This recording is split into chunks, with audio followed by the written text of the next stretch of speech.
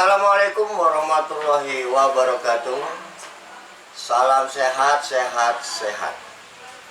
Salam ngompor, panas selalu. Creative People, kita jumpa lagi mengudara kembali program podcast Cibodayat TV, ya, yaitu ngompor, ngobrol menurut porsi. Nah, seperti biasa saya tidak sendirian karena ada episode-episode curhat itu bisa sendirian, gitu ya. Nah, sekarang kita tidak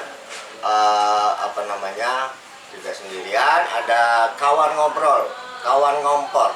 Jadi kita tidak interaktif. Nah, bagi yang baru mantengin, baru hadir, memirsa ngompor, kebetulan saat ini bahwa ngompor itu ngobrol menurut porsi bukanlah sebuah teknik interaktif, interview, wawancara gitu ya. Kita TikTok biasa aja, ngobrol ngalur ngidul, layaknya seperti warung kopi, bicara dunia akhirat, ya kan? Bicara hidup mati. Jadi itu saja, kita supaya tidak tidak kaku-kakuan, santai-santai saja mengalir.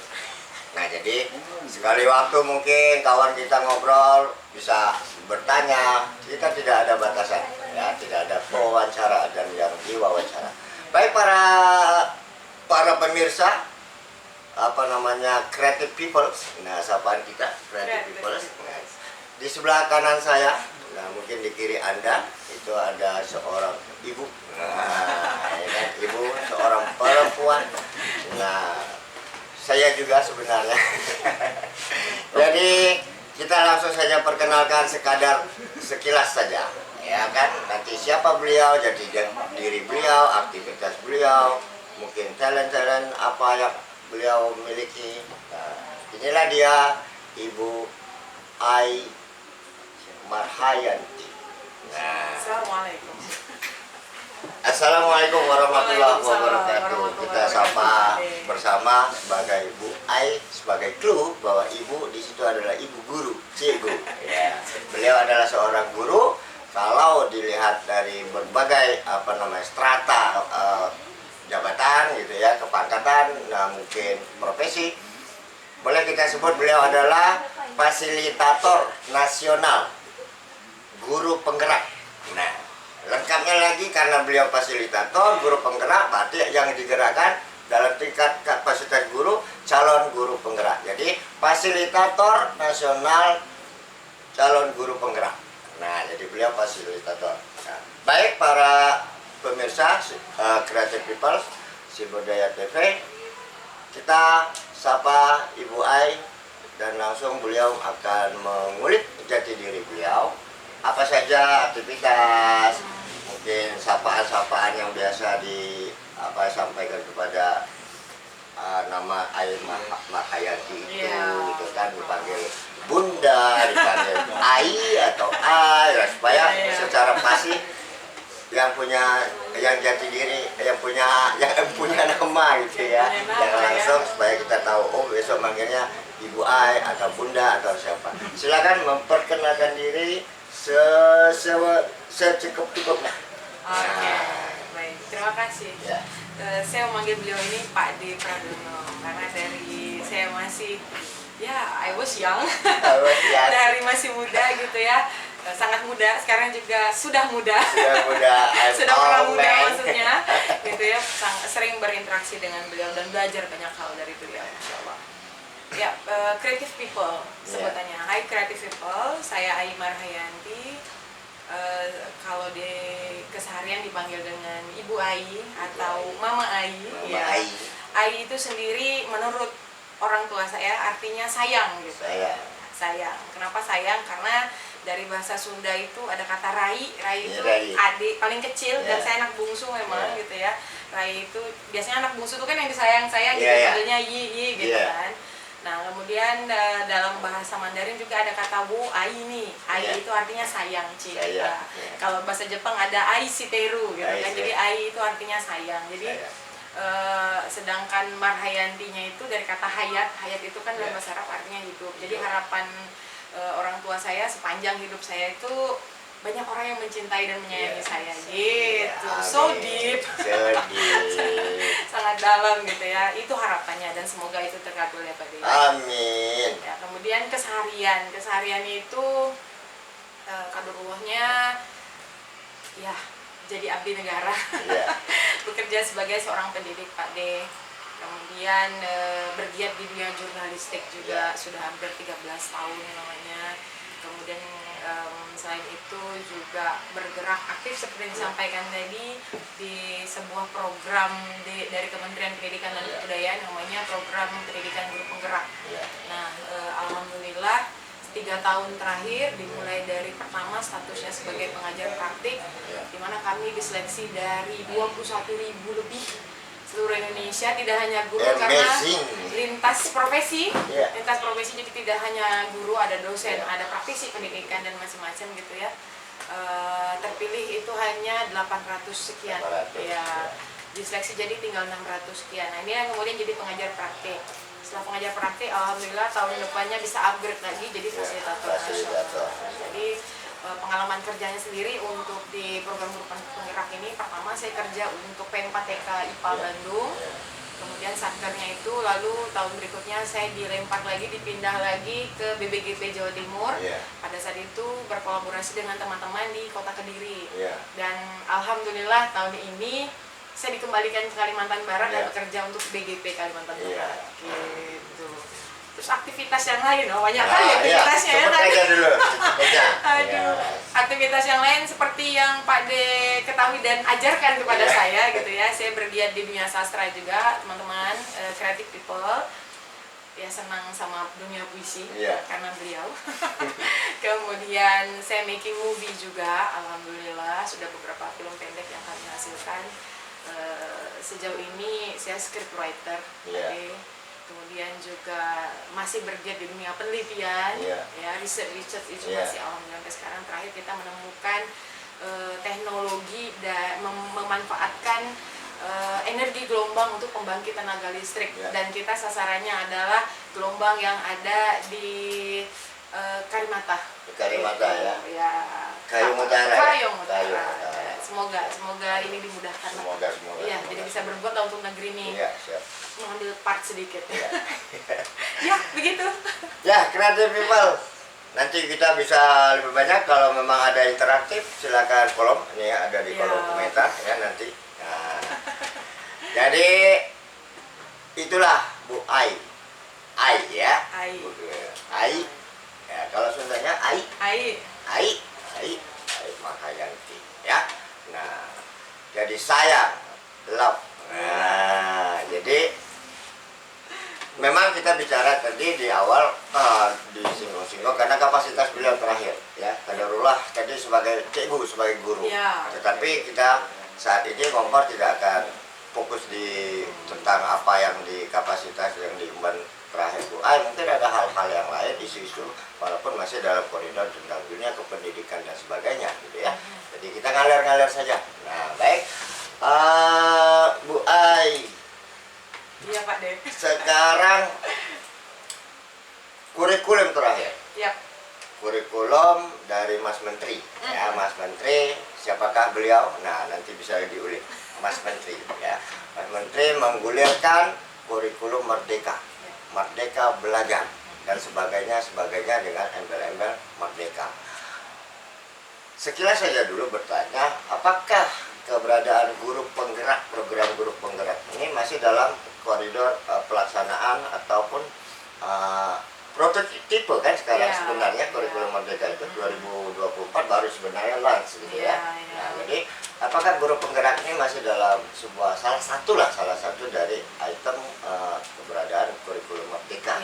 Bagaimana guru penggerak dan kurikulum merdeka kait-mengaitnya? Iya, jadi gini Pak De, kalau dibilang part dari kurikulum merdeka sebetulnya beda part. Beda ya. Tapi dalam satu satuan program besar yang di-create oleh Mas Menteri dan tim gitu ya, Mas Nadiem Makarim ya kan. yaitu Merdeka Belajar. Nah, Merdeka Merdeka Belajar tuh edisinya banyak sekarang, udah sampai 20 sekian ya. Nah, termasuknya di dalamnya kampus Merdeka, kampus mengajar, gitu-gitu kan ya, banyak. Dan guru penggerak bagian dari Merdeka Belajar itu. Dan ada juga IKM, implementasi kurikulum Merdeka. Kemudian apakah bersinergi nih antara guru penggerak dengan kurikulum Merdeka? Tentu bagian tidak menjadi bagian detail secara langsung, tapi memang semua program yang diwadahi oleh Merdeka Belajar itu pasti punya keterkaitan satu dengan yang lain. Dan seperti itu, seperti yang kami pelajari di program guru penggerak ini adalah bagaimana kita memerdekakan peserta didik kita, merdeka lahir batinnya sehingga potensinya bisa tergali secara maksimal, dan ejawantahannya melalui kurikulum Merdeka. Jadi ada motor penggerak yang namanya guru penggerak dan teman-teman guru yang sudah dilatih gitu ya. Kemudian wadah untuk mengejawantakan orang-orang ini, satu diantaranya adalah implementasi kurikulum Merdeka itu, di mana di kurikulum itu sudah diatur bagaimana efektivitas dan efisiensinya gitu ya, bagaimana teknik menggali potensi anak, kemudian lewat aturan-aturan main yang kemudian bisa disupport oleh guru penggerak ini, begitu. Jadi punya keterkaitan yang sangat luar biasa. Merdeka kan hati nurani dari segala penindasan, baik Pradono. Nah, sejalan sebenarnya, tapi itu sudah lebih dulu dari program Mas Menteri, program Mas Menteri gitu ya. Tapi pada akhirnya pendidikan itu bukanlah semacam, kalau bahasa paling halusnya, semacam gelanggang penjajahan dalam bentuk baru. Karena Merdeka Belajar tadi membebaskan siswa, membebaskan guru untuk mengkreat sesuai dengan koridor tadi, mau tidak mau setiap sistem pendidikan di Indonesia gitu ya, ada namanya kurikulum gitu ya, sebagai wadah gitu ya, kurikulum. Jadi semua mengacu atau sebagai penjabaran dari kurikulum Merdeka. Nah, itu tadi bagaimana guru penggerak selaku fasilitator, mentor gitu ya, mentor ataupun tutor kepada sesama guru maupun terutama kepada siswa ya, sebagai peserta didik, mereka bisa menjadi manusia yang benar-benar merdeka. Seingat saya kan terminologi pendidikan adalah upaya orang dewasa untuk mendewasakan yang belum dewasa, ya kan? Nah, itu juga kita terkait jadi dengan itu memang saya jadi langsung kepada Ki Hajar Dewantoro. Nah, jadi sebelum lupa, nanti Bu Ai akan mengulik. Belum banyak yang tahu tentang Ki Hajar Dewantoro dalam dunia konteks pendidikan. Setahunya kita cuma Ingar Sosung Tulodo Ing Madiu Mangun Karso Tupuria Handayani, yang terakhir ini jadi semboyan moto Dinas Pendidikan, Kementerian Pendidikan dan sebagainya. Hanya itu. Tapi bagaimana sosok di balik itu? Nah, sebelum lupa ini, awal-awal sekarang lah ya kan, supaya yang lain tambah tahu. Coba dalam sepanjang penerimaan pencerapan Bu Ai, siapa sih Ki Hajar Dewantoro? Bagaimana sih konsep-konsep dan cita-cita beliau, obsesi beliau yang belum tercapai atau bahkan sedang akan dicapai oleh generasi beliau berikutnya, Bapak Pendidikan Indonesia. Nah, kita tidak bisa melupakan beliau bicara pendidikan. Silakan, sebelum menguap dan lupa tentang Ki Hajar Dewantoro dan sepanjang pencerapan Bu Ai tentang dia. Sepemahaman gitu ya. Baik Pak Dede, gini, kita mengenal Ki Hajar Dewantoro itu seperti yang disampaikan tadi adalah Bapak Pendidikan Indonesia. Yang namanya Bapak Pendidikan berarti sebetulnya filosofi berpikirnya ada filosofi yang harus kita ikuti. Fundamental. Secara fundament gitu ya, di dalam dunia pendidikan kita. Sama halnya dengan Pak Di, bahwa kita adalah orang-orang yang dididik di lingkungan pendidikan gitu ya, di dunia pendidikan dan dididik di pendidikan gitu ya. Saya kuliah strata 1-nya di pendidikan, kemudian strata 2-nya juga di pendidikan gitu ya Pak De.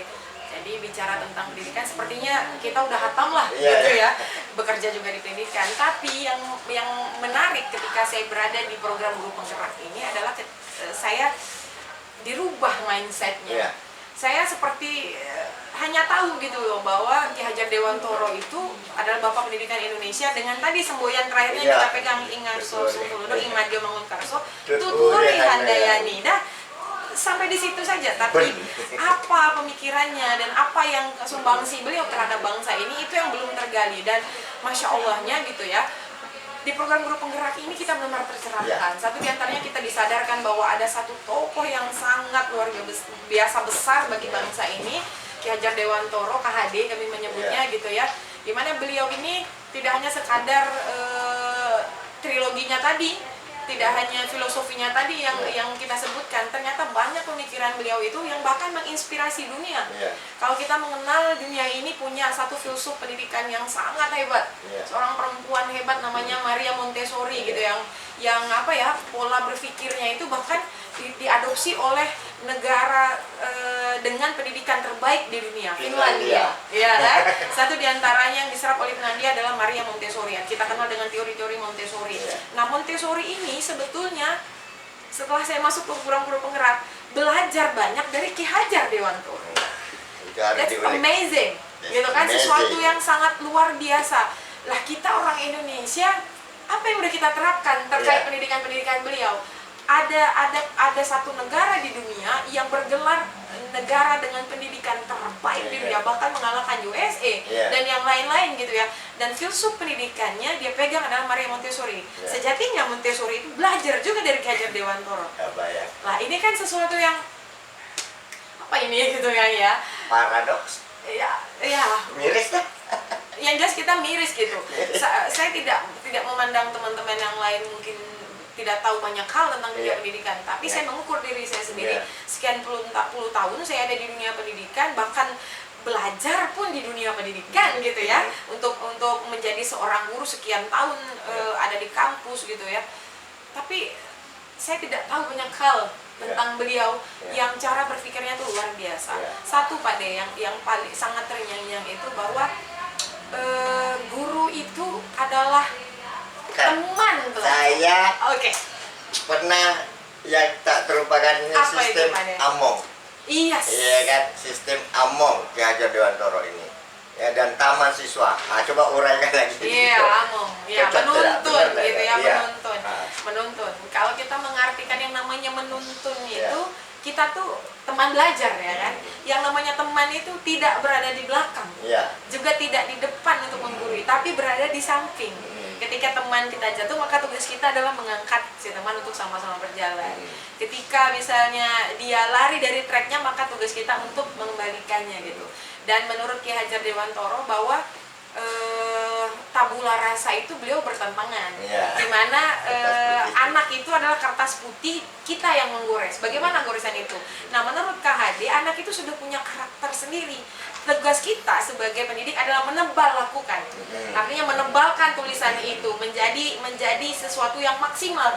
Nah, tulisan ini kita artikan sebagai sebuah potensi gitu. Nah, inilah peran kita sebagai seorang pendidik. Ya, apalagi kita sudah ada di program Guru Penggerak, pasti terserahkan berubah mindsetnya, jadi seorang guru yang banyak menunjuk gitu kan.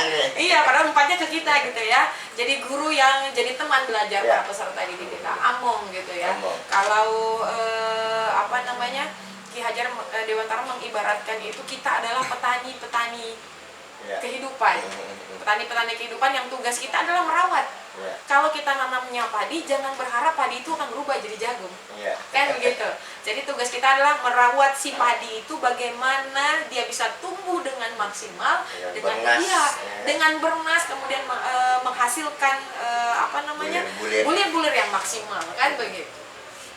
Lebih kurangnya seperti itu. Taman siswa ini kan sekolah ya, yang didirikan oleh KHD untuk kaum pribumi lah. Kalau dulu kan sekolah itu hanya untuk para priayi, ya kan. Kemudian ada satu sekolah yang rakyat jelata yang cukup bisa baca hitung saja gitu. Nah, Merdeka Belajar ini sudah diterapkan oleh KHD itu di taman siswa. Nah, Maria Montessori itu seringnya berkunjung ke taman siswa, ke Yogyakarta itu gitu loh. Dan saya latihan puisi juga di Taman Siswa Jogja. Nah di depannya ada patung ya, patungnya KHD di situ ya. Merasa juga auranya ini pendopo.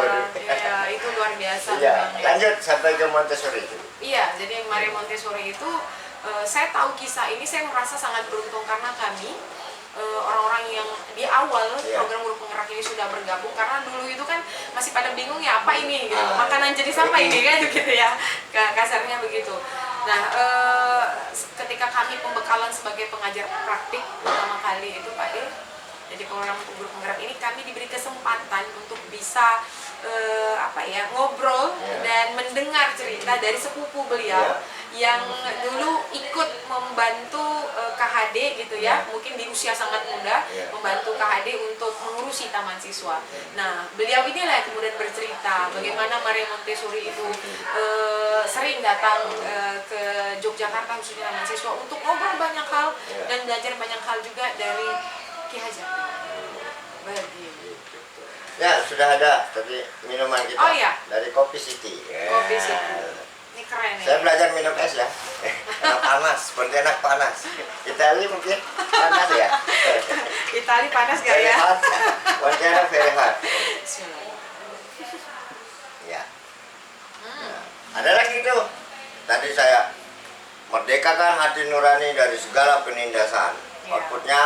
Outcome-nya merdeka belajar, siswa merdeka belajar tetap tanpa tergerus jati diri dan karakter. Namun, ada namanya namun kata KHD, sejatinya merdeka itu harus dilandaskan dengan kedisiplinan. Nah, itu dia. Jadi bukan merdeka yang seenaknya, tapi merdeka berlandaskan dengan balik lagi, karena tadi disinggung-singgung puisi. Jadi puisi saya itu kemerdekaan adalah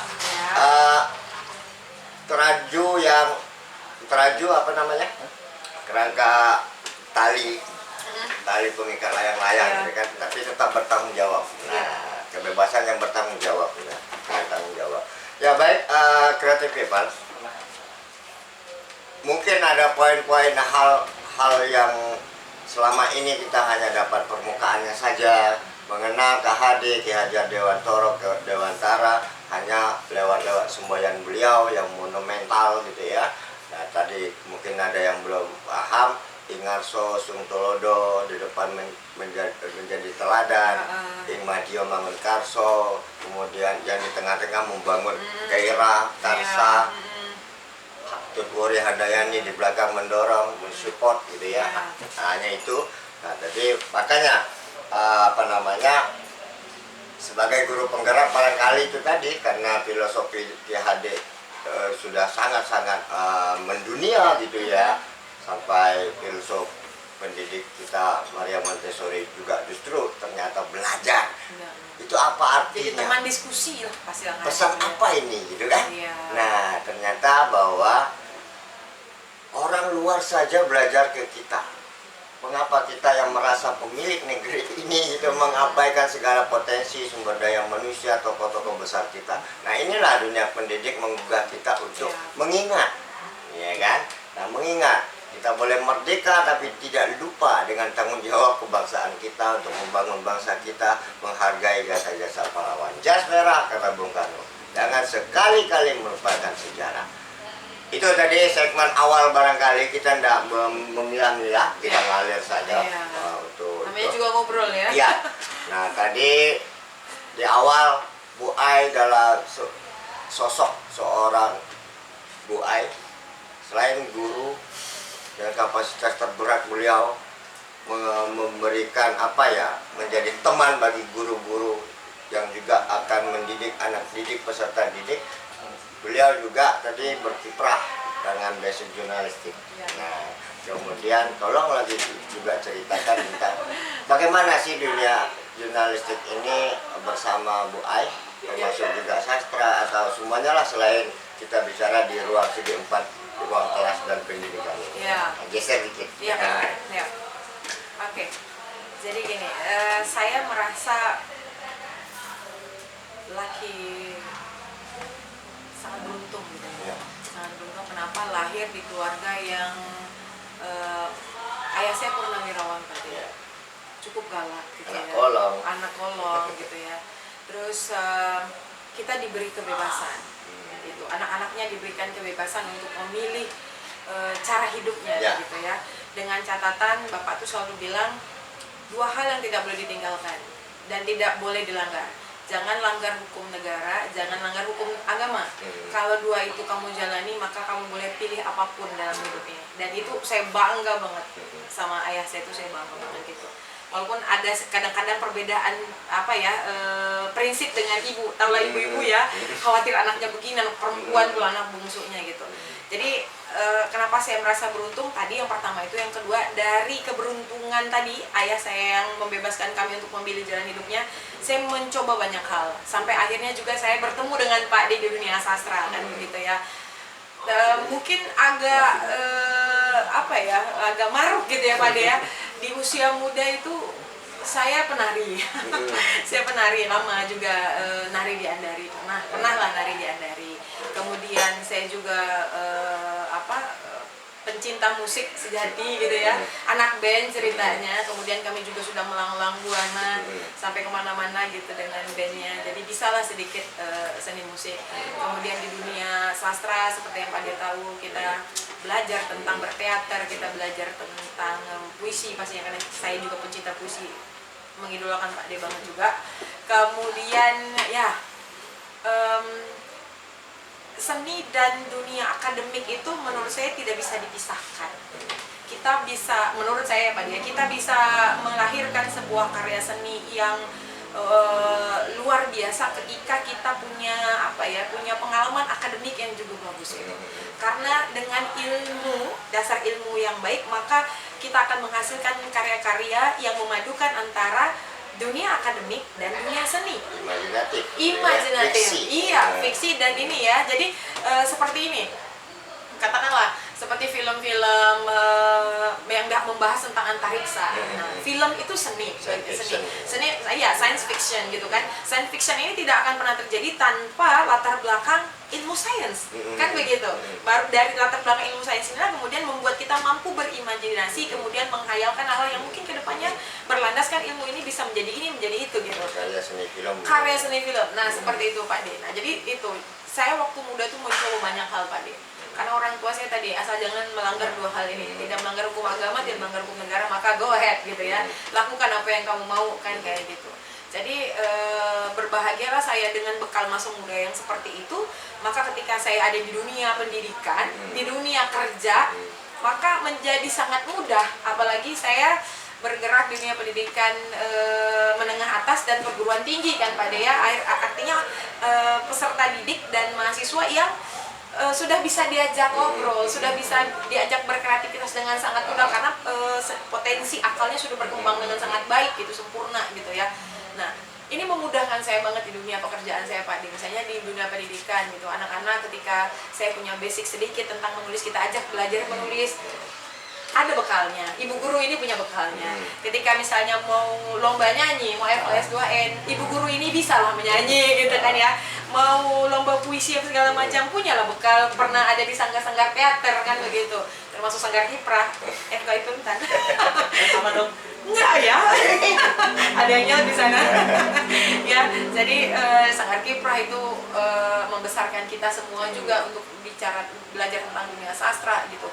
Kemudian di jurnalistik, nah, saya basic pendidikannya pendidikan bahasa Indonesia, sama seperti Pak De lagi, pendidikan bahasa Indonesia. Jadi jurnalistik itu bagian dari dunia kita ya Pak De ya. Kemudian di jurnalistik saya juga mendalami dan belajar secara otodidak juga bicara tentang broadcast. Alhamdulillah, balik lagi saya diberi keberuntungan yang luar biasa, diberi gift yang luar biasa dari Allah Subhanahu wa Ta'ala gitu ya. Konon katanya saya punya voice yang cukup nyaman didengar gitu ya, sehingga ketika saya siaran radio atau saya jadi reporter gitu, nah itu jadi nilai plus yang kemudian ketika saya mendidik atau berbagi ilmu yang saya punya kepada peserta didik saya atau kepada anak-anak yang saya didik gitu, menjadi sesuatu yang menarik. Oh ya, bisa dicontohkan. Nah, seperti itu Pak Le. Jadi berlatar belakang itu tadi masa muda yang ya itu merdeka ya teman-teman. Balik lagi merdeka yang bertanggung jawab. Nah cuma satu nih, saya mohon maaf tadi sebelum kita lanjut. Banyak keluhan nih di kalangan anak muda. ibu mah beruntung gitu karena orang tuanya membebaskan. Beda dengan kami yang begitu. Sebetulnya balik lagi komunikasi. Negosiasi. Iya. Ada teksnya di bahasa Indonesia tuh. Lebih ya. Kalau di film gimana Kak? Cerita dong. Di film. Tahan ya. Di film. Aduh. Di film pertama kali itu mulai berani main-main dengan dunia film itu ya masih yang kualitasnya kalau kata anak sekarang kacang ya Pak ya. Kacang gitu. Ada satu event namanya BNPT Short Movie Festival yang itu untuk pelajar dan kita memberanikan diri dengan pengalaman yang tidak kita punya di dunia film hanya terjun bebas hanya berbekal saya yang sarjana bahasa Indonesia, pernah berteater gitu ya, seneng nulis ya Pak De kan ya, coba-coba bikin skrip. Waktu itu kita mengangkat cerita tentang masyarakat perbatasan yang kemudian bicara tentang nasionalisme Pak De, ingin sederhana, ide yang sangat sederhana sekali, bicara tentang udoy, anak daerah yang ingin sekali bisa upacara bendera gitu, upacara bendera tapi nggak punya tiang bendera, hanya itu saja yang kita angkat. Dan alhamdulillah atas izin yang maha kuasa nih, bukan karena kitanya yang hebat gitu ya, kita alhamdulillah berhasil masuk 10 besar dari 760 peserta. Event festivalnya apa namanya? BNPT Short Movie Festival. Oh, BNPT. Ya, alhamdulillah.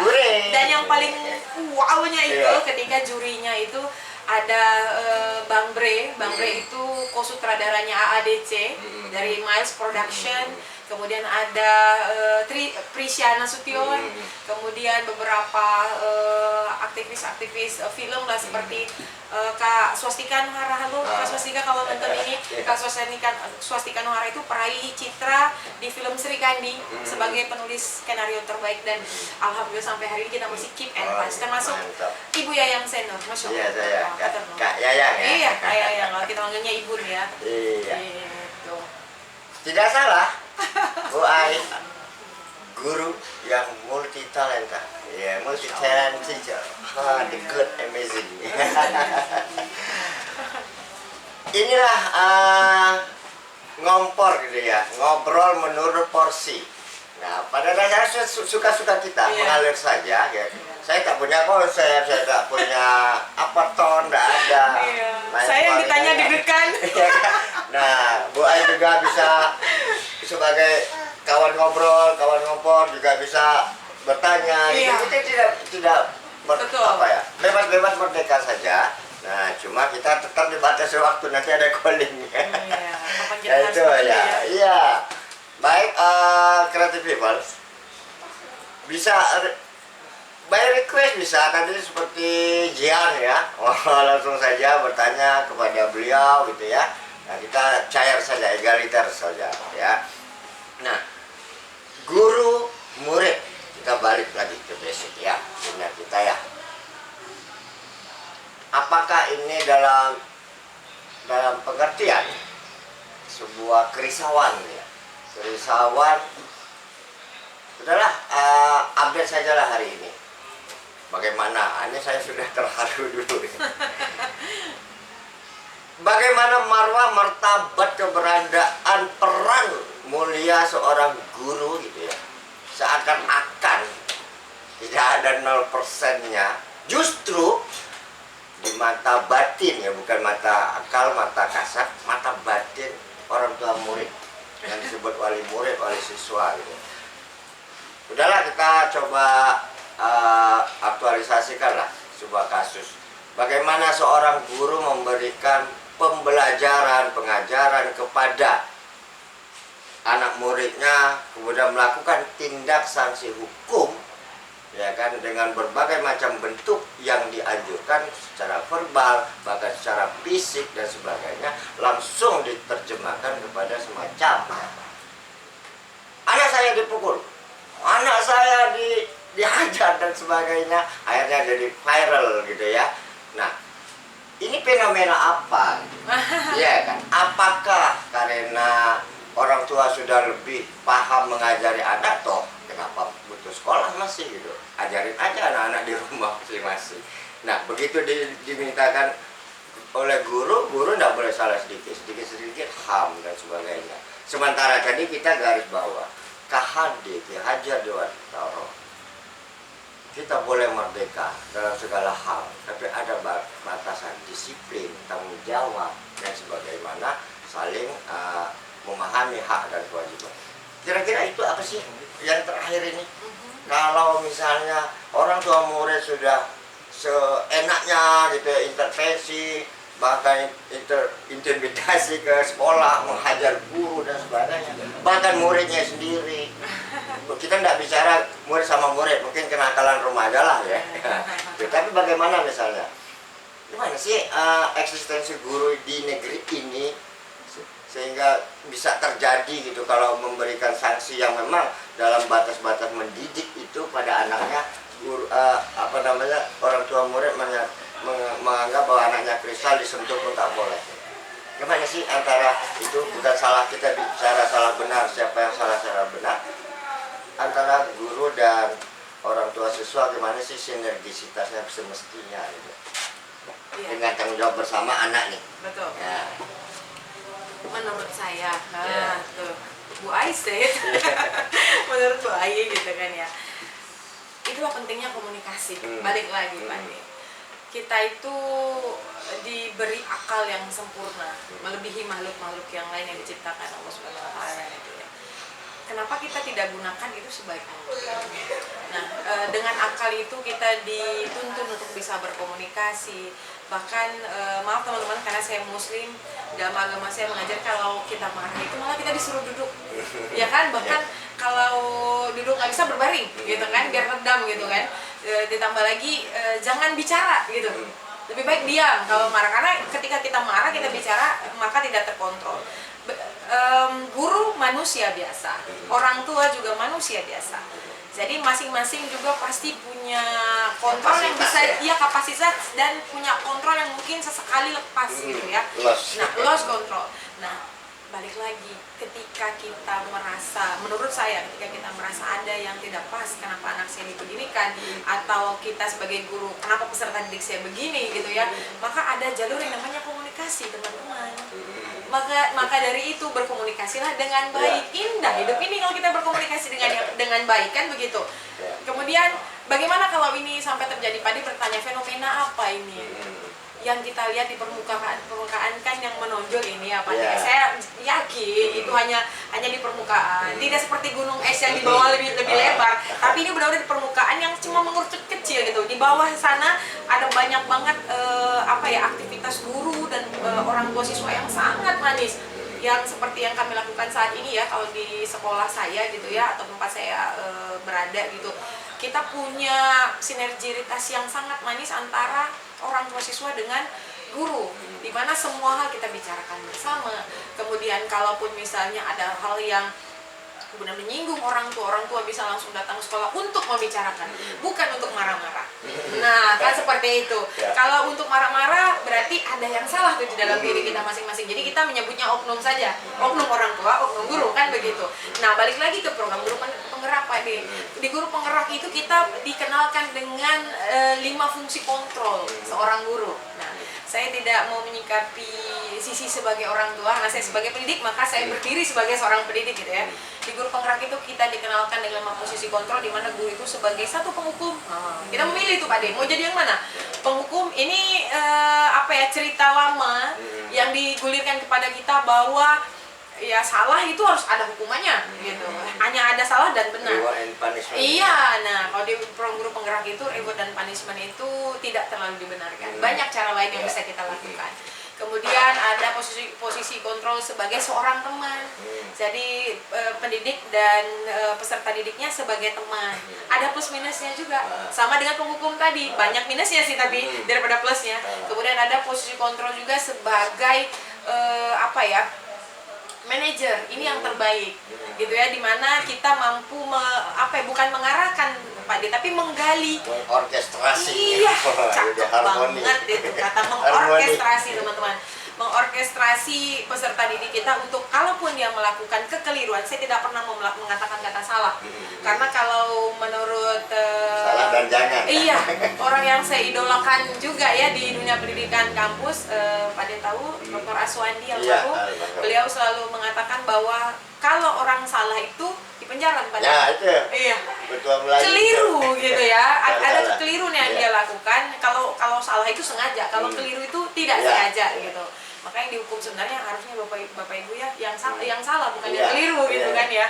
Nah, balik lagi, kalaupun ada kekeliruan yang dilakukan oleh peserta didik kita, maka kita mampu menyadarkan bahwa yang dilakukan adalah keliru.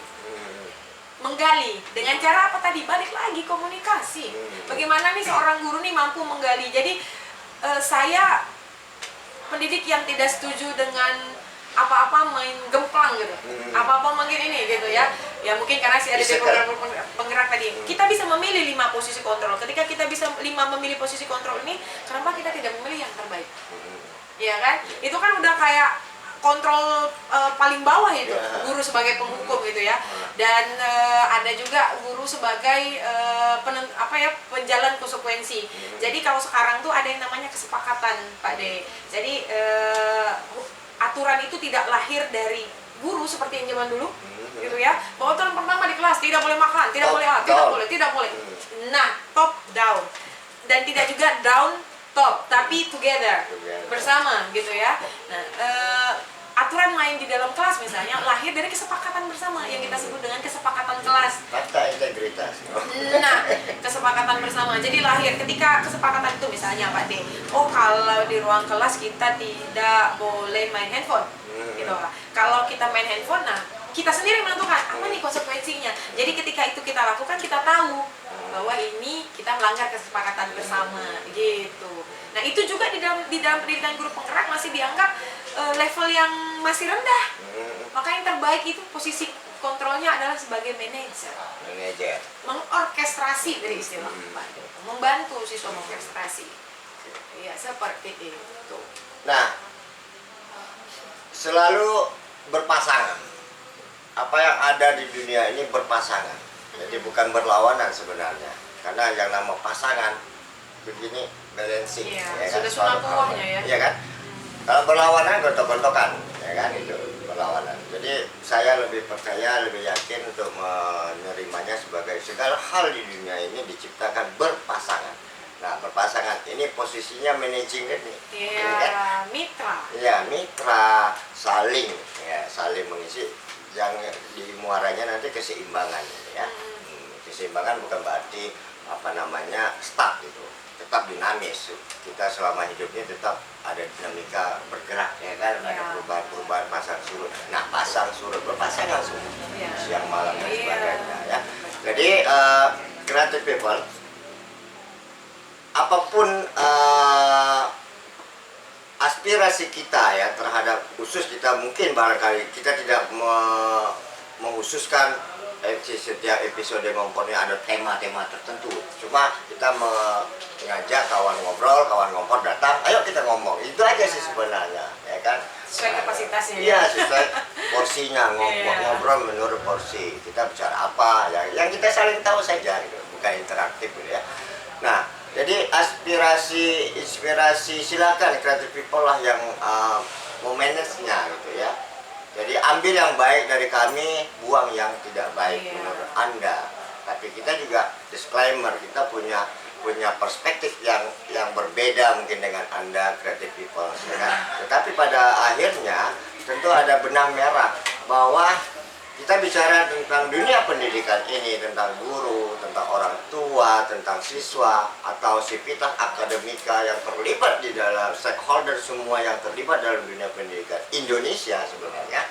Maka itu tadi kata kuncinya, komunikasi, bersinergi, bersama, berjalan seiring untuk menyiapkan generasi unggul.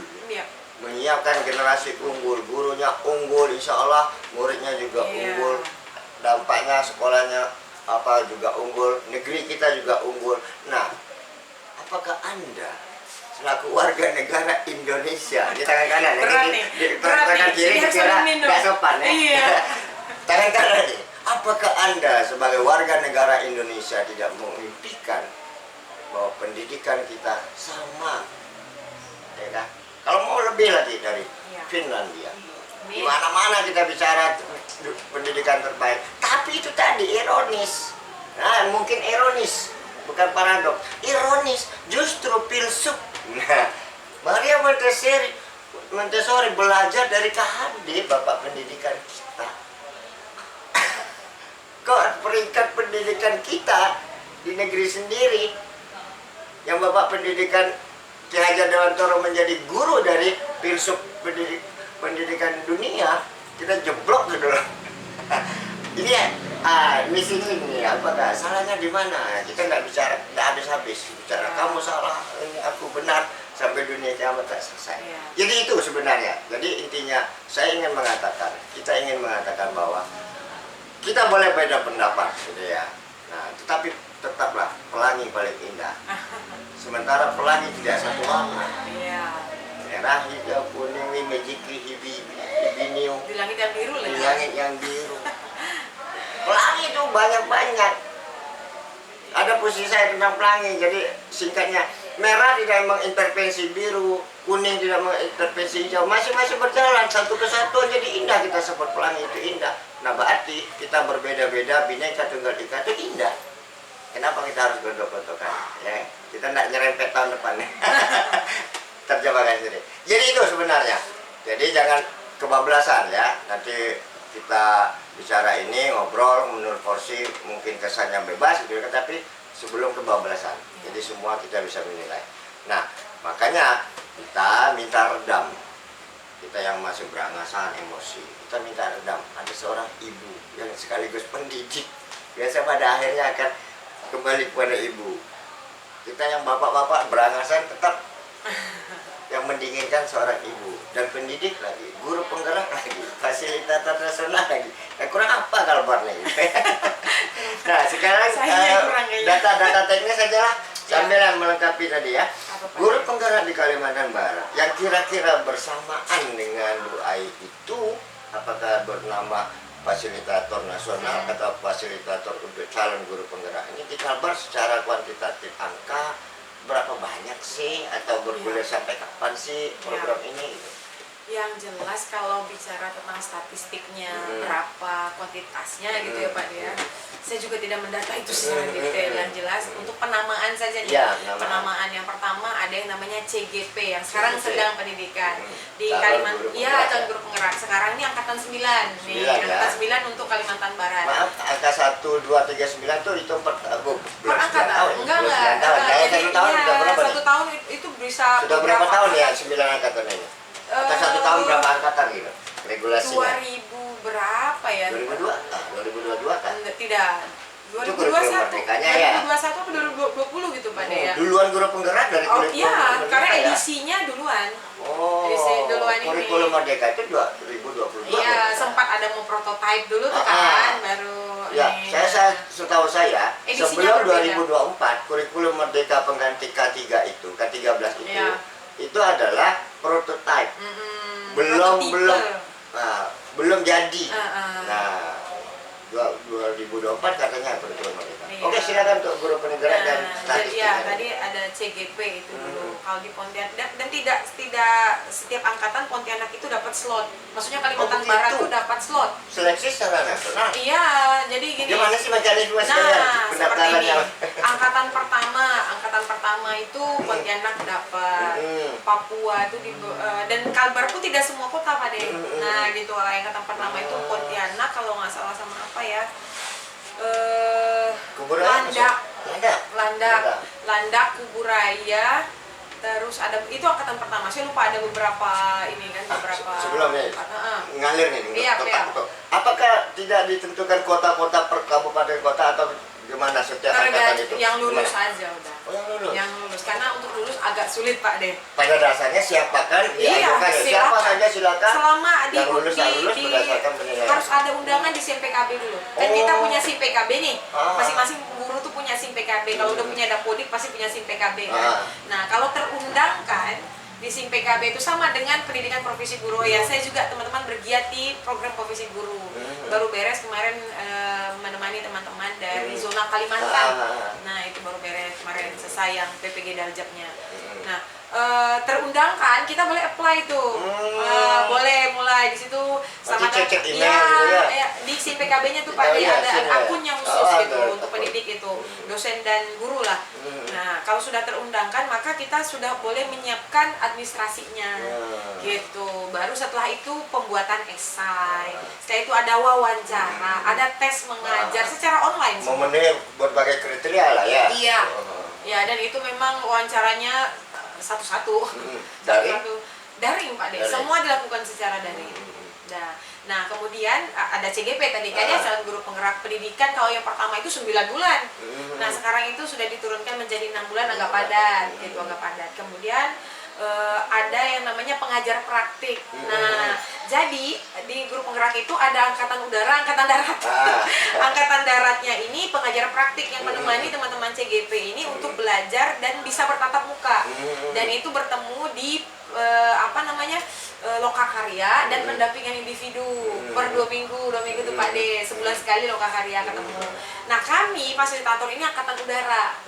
Nah, bertemu mereka hanya di dunia maya, baik online. Nah, kami hanya bertemu dengan beliau ini secara tatap muka, biasanya di Lokakarya 7 di festival panen hasil belajar gitu. Teman-teman udah punya program banyak selama 6 bulan itu, ya kemudian dipamerkan di Lokakarya 7 seperti itu. Maka biasanya hasilnya didatangkan, seperti kemarin saya ke Kota Kediri ya gitu-gitu. Nah, ada lagi instruktur Pak De yang mereka satu modul. Fasilitator. Kalau hierarki gimana nih? Kan Bu Ai kan fasilitator. Kalau di bawah itu mungkin BCP, di atasnya apa gimana? Jadi gini, secara hierarki sih kita tuh mindsetnya gini, bahwa kita semua sama, hanya beda surat tugas saja. Iya, karena kapasitas hanya beda surat tugas saja. Jadi gini, dari sisi belajarnya, instruktur itu bertemu sama CGP itu cuma sekali. Dan misalnya Pak De instruktur nih, Pak De hanya sekali nih dalam satu angkatan ketemunya. Gitu, Pak De misalnya pegang modul, kan kita ada berapa modul ya? 4, 6, 10. Ada 10 modul.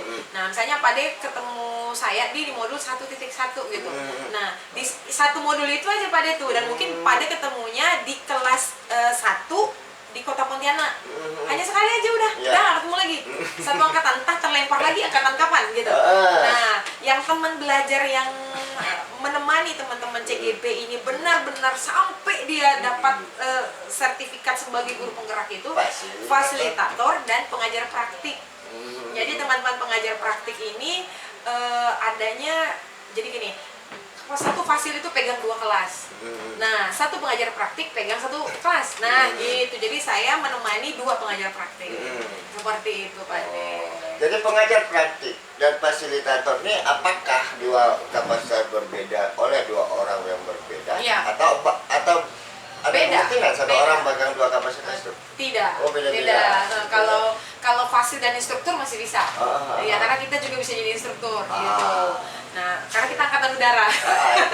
Iya, kalau pengajar praktik itu ya sebagai pengajar praktik saja. Tidak, dia selesai tugasnya dulu. Kalau ada kesempatan bisa di-upgrade, seperti saya kan, upgrade dari dulunya pengajar praktik bisa upgrade jadi fasilitator nasional.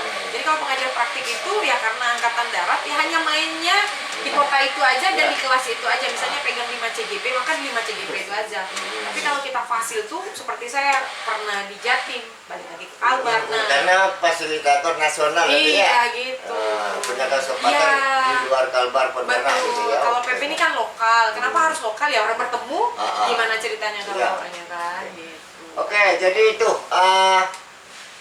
saya juga baru mau mengulik-ngulik ya lewat Bu Ai ini kan apa sih guru penggerak gitu kan? Guru penggerak itu apa gitu ya? Nah, belum lagi kurikulum merdeka gitu kan? Padahal kita orang merdeka nih, orang bebas gitu kan? Tapi karena udah lama nggak masuk secara teknis gitu kan, nggak paham-paham aman gitu, makanya mintalah Bu Ai gitu kan supaya ada pencerahan tadi. Nah, cuma selaku kita misalnya orang tua murid nih, kira-kira dengan podcast kompor mengundang Bu Ai, kita bicara mungkin ngalur ngidul kemana-mana, tapi ada angle guru penggeraknya. Apa sih pemahaman bagi siswa itu sendiri, kemudian orang tua siswa itu dengan keberadaan guru penggerak ini gitu? Apakah dalam program guru penggerak, orang tua diberi tahu bahwa ada program guru penggerak untuk menghasilkan murid yang unggul dan bagaimananya, butuh kerjasama dari orang tua, sinergisitas begini-begini.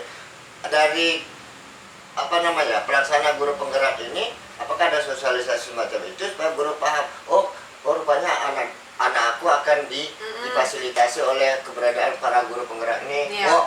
Jadi progress reportnya pun jelas orang tua, ini bakal anakku gimana sih sosialisasi supaya orang tua juga paham melalui ngompor nih mungkin sekaligus. Betul. Sebetulnya kalau sosialisasi secara detail, sekolah mengundang gitu, orang tua gitu, gitu ya, bahwa ini ada di sekolah kami ada sekian banyak calon guru penggerak dan ada guru penggerak, ada fasilitator nasionalnya misalnya seperti itu. Secara detail tidak, tapi misalnya dalam pertemuan pemahaman supaya tersampaikan. Misalnya dalam pertemuan orang tua dan sekolah kan ada tuh masa-masanya, misalnya untuk siswa baru kan ada masa pertemuan masa-masa tuh ya. Iya, di pertemuan seperti maka wajiblah sekolah memperkenalkan bahwa kita sudah menggunakan kurikulum merdeka. Kemudian di sekolah kita ada sekian banyak guru penggerak dan calon guru penggerak, serta kita juga punya fasil nasional untuk guru penggerak. Nah, secara detail menjelaskan apa itu guru penggerak saya rasa tidak. Zaman sekarang ilmu dalam genggaman kan begitu ya. Jadi kita harus cari tahu sendiri. Kemudian impact-nya bagaimana, saya rasa untuk orang tua yang peka pasti akan merasakan impact-nya, Pak. Nah, itu tadi. Karena di guru penggerak ini kita saja pertama kali dikenalkan dengan paradigma KHD, artinya perubahan mindset dulu yang dibutuhkan. Kita ini kan dididik oleh cara lama, ya kan? Cara lama di mana tadi anak itu adalah kertas putih yang digoreng, lebih kurang seperti itu. Kemudian ada reward dan punishment, gitu kan, terlalu pakem seperti itu. Nah, fisik lagi, salah pukul. Nah, gitu kan, itu kan tidak humanis sebetulnya kan ya. Nah, hal-hal yang semacam itu sebetulnya yang diinginkan pada program guru penggerak ini. Sama tadi yang paling utama adalah seorang guru mampu mengorkestrasi, mengangkat semua potensi yang ada di dalam dirinya. Makanya guru itu diibaratkan KHD sebagai petani kehidupan. Tugasnya menuntut, merawat, menghasilkan padi sawah-sawah kehidupan ini. Gitu. Oke, pertanyaan sederhana. Apa itu? Kalau disebutkan tadi di sekolah ada guru penggerak, adakah guru yang belum disebut guru penggerak? Dan apa bedanya sih kira-kira? Iya, yang pertama, untuk jadi guru penggerak itu, jangan jadi guru penggerak, untuk jadi calon guru penggerak saja kan ada rangkaian tes yang harus dijalankan. Saya yakin dan percaya kenapa tes-tes itu ada, artinya tidak semua langsung bisa masuk. Gitu, kayak misalnya ada 200 guru di sekolah, 200-200-nya jadi calon guru penggerak semua. Kenapa begitu? Karena begini, yang ingin dilihat sebetulnya kekuatan dan kemauannya itu loh, Pak De. Karena tesnya kan panjang. Kalau untuk yang tidak mau belajar mungkin apakah kalau guru udah mentok-mentok tidak memenuhi syarat, apakah mereka tereliminasi dari guru? Karena misal standarisasinya minimal guru penggerak. Yang bukan guru penggerak, apakah sudah kelayakannya sebagai guru itu dipertanyakan atau dianggap kurang kemana? Tentu tidak. Ini ada guru penggerak, ada yang belum berkesempatan, bukan enggak ya, tapi belum berkesempatan. Tetaplah mendapatkan kesempatan. Tentu. Sepanjang program ini masih ada, sekarang aja udah angkatan 11 nih. Bisa jadi kalau ini eliminasi, misalnya selesai ya programnya. Rasionalisasi, pensiun dini dah. Karena minimal guru penggerak masuk-masuk. Yang jelas tuh gini, kalau yang jelas tuh gini, selama program guru penggeraknya masih ada, kita semua masih punya kesempatan. Iya kan, itu utama. Cuma memang untuk jadi guru penggerak itu ada batas usia. Tapi untuk jadi PP, pengajar praktik itu kita bisa mendaftar. Maksimal berapa sebelum pensiun? Kalau sebelum 50 tahun. Sebelum 50 tahun masih ada kesempatan. Masih sangat. 50 tahun lebih 10 bulan masih bisa. Kita tahu ya, Bapak Ibu guru, orang tua dan kita udah paham lah kenapa beliau masih guru, tapi bukan karena tidak berkualitas, karena umurnya. Ada karena umurnya. Dan gini, ketika ada guru penggerak di situ, namanya juga guru penggerak. Maka dia berkewajiban untuk membagikan informasi yang dia punya dan menggerakkan teman-teman yang lain. Mungkin berketerbatasan tidak bergerak, tapi bukan berarti mau eliminasi guru yang bukan. Betul. Yang jelas ketika ini bukan audisi lah ya, guru penggerak bukan dong, audisi, guru yang tak masuk guru penggerak tidak akan tereliminasi bahwa koper gitu ya. Iya, cuma memang, nah saya underline nih, saya underline nih, ada kata yang harus saya underline gitu ya. Cuma memang saat ini kebijakan dari kementerian gitu ya, sekarang aja nih Pak De, teman-teman yang mau jadi pengawas harus dari guru penggerak. Nah itu jadi Kalau jadi prasyarat kepala sekolah, jabatan. satu di antara prasyaratnya guru penggerak. Nah gitu, jadi seperti, karena wajar ya teman-teman ya, pendidikannya lama, kemudian Masya Allah, tabarakallah gitu ya, itu kan iya, pendidikannya itu bukan sekadar ketemu fasil, cerita modul selesai, tapi aktivitasnya itu best practice. iya kan, apa ya, ketemu fasil itu dalam satu modul 3 kali, 2-3 kali. Nah sisanya mereka belajar secara mandiri di LMS, didampingi fasil secara online, walaupun tidak tatap maya, tapi secara, dan ini kita terus mendampingi teman-teman sampai 6 bulan 7 bulan itu gitu loh. Aktivitasnya banyak sekali, termasuk aksi nyata di setiap modulnya. Nah seperti itu, jadi kalau ada reward seperti itu dari Mas Menteri atau dari kebijakan yang beliau buat gitu ya, saya sih sangat mengapresiasi, walaupun saya tidak mendahulukan takdir Allah gitu ya, saya sampai hari ini tetap dengan apa ya, dan guru penggerak fasilitator tidak digaji mana khusus? Alhamdulillah ada. Guru penggerak tidak? Tidak, guru penggerak ya, fasilitatornya ada. Kalau karena kami bekerja ya, biasa lah ya, biasa lah. Iya. Karena kami juga kan seleksinya panjang. Bukan terkait sertifikasi kan? Oh, beda. Bukan. Ini kan seperti apa ya? Program sendiri. Pengayaan sih sebenarnya, pengayaan. Itu. Oke. Alhamdulillahnya. Moga-moga kita paham ya, creative people ya. Karena kita berhak bertanya pada ahlinya. Tapi, apakah masih berlaku? Ganti menteri, ganti kebijakan. Ganti Mendikbud, ganti kurikulum pendidikan, sementara prototipe kurikulum merdeka belum selesai, katanya 2024. Kalau 2024 terjadi suksesi, apakah kurikulum merdeka tidak merdeka lagi, ada kurikulum yang lain? Itu urusan yang lain, urusan yang punya urusan. Barangkali tadi sudah ya, sudah mendapatkan pencerahan lah kita. Masih ada berapa menit? Sudah. Oke. Sangat-sangat aman untuk menutup. Moga-moga kita bisa mengambilkan, tidak ada closing statement secara khusus, tapi kesimpulan pada Anda semua creative people. Creative people waktu juga yang membatasi kita, ya kan, supaya tidak mudah jenuh. Jadi sampai di sini dulu program kita ngobrol menurut porsi. Barangkali nanti benang merahnya kita bicara tentang dunia pendidikan dengan kawan ngobrol kita, Ibu Ai Marhayanti. Ada Yanti bukan Yanti ya. Marhayanti, Ibu Ai Marhayanti. Kok boleh potong ya? Ya kan? Nanti diedit aja lah, enggak masalah. Jadi itu sampai di sini dulu kita ngobrol menurut porsi ngompor. Kita ada salam ngompor. Ngompor panas selalu. Salam ngompor panas selalu. Ayo kita ambil shoot untuk bersama Bu Ai. Oh iya. Supaya tetap panas. Salam ngompor panas selalu.